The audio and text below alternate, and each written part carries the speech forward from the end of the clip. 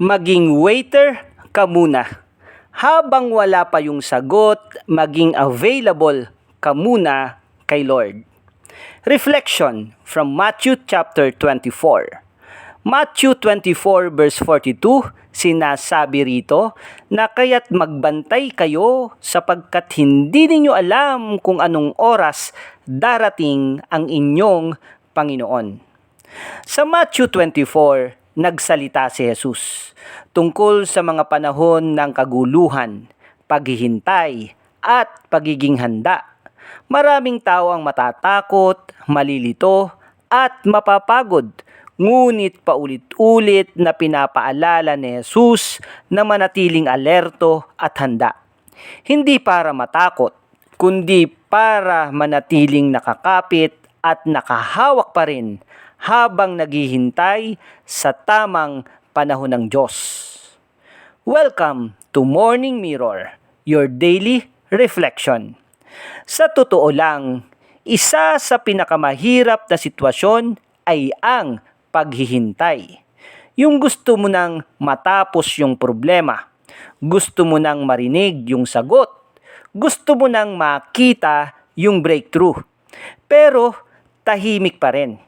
At minsan, doon tayo napapagod sa paghihintay.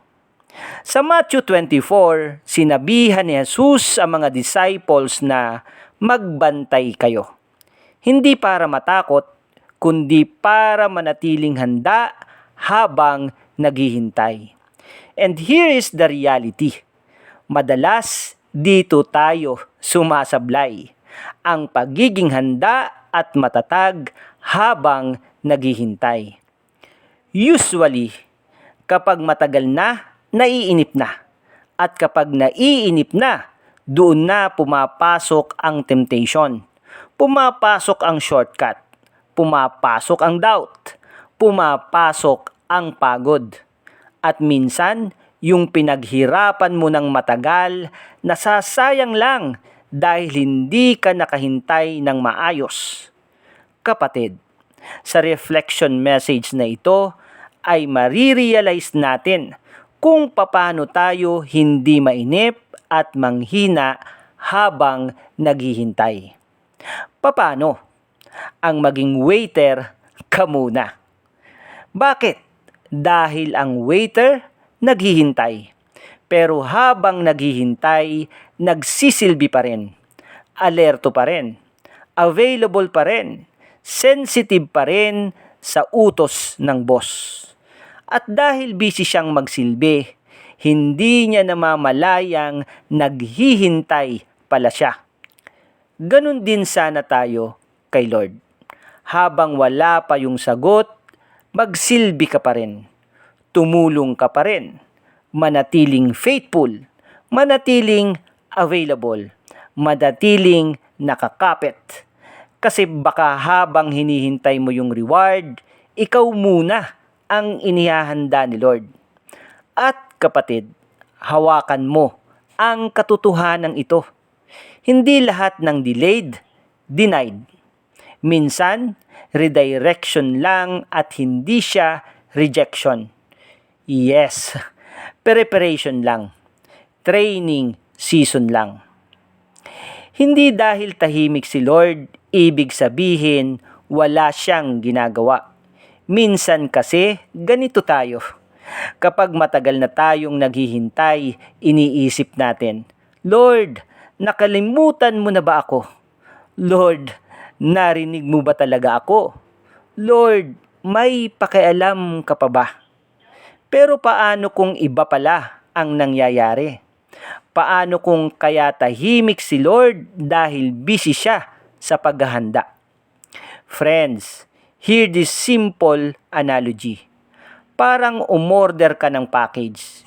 Hindi porket wala ka pang natatanggap, ibig sabihin hindi na naipadala.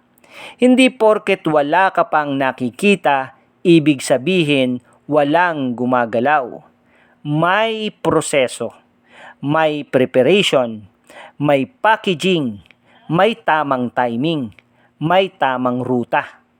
At minsan, Habang naiirita at naiinis ka sa paghihintay, ang totoo, papunta na pala sa iyo ang sagot.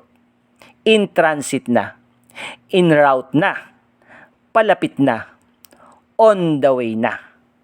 Hindi mo lang nakikita. Ganon din minsan ang ginagawa ni Lord. Habang tahimik siya, may inaayos siyang detalye. May binubuksan siyang pinto. May inihahandang tao. May inaalis siyang hadlang. May inaayos siyang timing. At higit sa lahat, ikaw mismo ang inihahanda niya. Kasi minsan, hindi pa problema ang blessings. Ang problema, handa na ba tayong tumanggap nito? Kaya kung nasa waiting season ka ngayon, huwag mong isipin na abandon ka. Hindi ka forgotten. Hindi ka overlooked. Hindi ka nakalimutan. May ginagawa si Lord kahit hindi mo pa nakikita. At baka sa mismong oras na gusto mo nang sumuko, doon na pala malapit dumating ang hinihintay mo. Kaya kung pagod ka nang maghintay, huminga ka muna. Hindi ka nakakalimutan ni Lord. One waiting season, one faithful service, one surrendered heart at a time. Let us pray. Lord, tulungan mo akong maghintay ng maayos, ng may kapanatagan. Kapag napapagod ako, kapag naiinip ako, kapag gusto ko nang sumuko, ipaalala mo sa akin na may ginagawa ka pa. Lord, turuan mo akong manatiling faithful habang naghihintay. At gawin mong available ang puso ko para sa iyo. Sa pangalan ni Jesus. Amen. Kapatid, habang naghihintay ka sa sagot ni Lord, baka ikaw muna ang inihahanda niya. Kapag tahimik si Lord, huwag mong isiping wala siyang ginagawa. Baka iniimpake na niya ang sagot na matagal mo nang ipinagdarasal. Kapatid, konting hintay na lang. In transit, in route na, on the way na ang package mo. Amen.